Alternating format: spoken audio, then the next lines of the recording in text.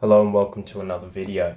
So today we're going to have a look at the quotient rule, which basically is applicable when we've got a top function over a bottom function and we want to find the derivative of how those. So according to the quotient rule, basically, in order to do that, we have the bottom function times the derivative of the top function minus the top function multiplied by the derivative of the bottom function, and all over the bottom function squared. So let's have a look at an example. So let's say we've got the function 2x plus 3 over 4x take 7. And we want to know the derivative of this.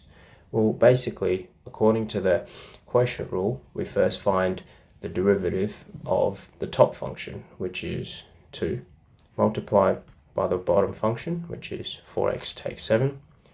Now we find the derivative of the bottom function, which is 4, multiplied by the top function, which is 2x plus 3. And then we do it all over the bottom function squared. So that equals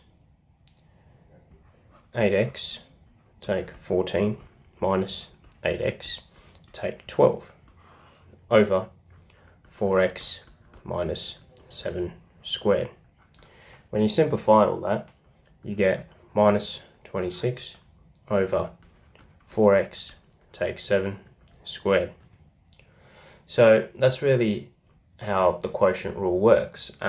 If you're trying to memorize it, just think of it as the bottom times the derivative of the top minus the top times the derivative of the bottom over the bottom squared. Let's have a look at one more example.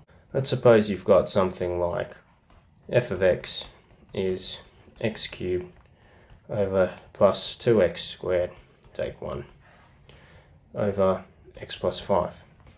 Now, in order to find the derivative of that, according to the quotient rule, we would have the bottom function multiplied by the derivative of the top, which is 3x squared plus 4x, minus, in square brackets, we'd have x cubed plus 2x squared take 1 into 1, square brackets, all over the bottom function squared, which is x plus 5 squared.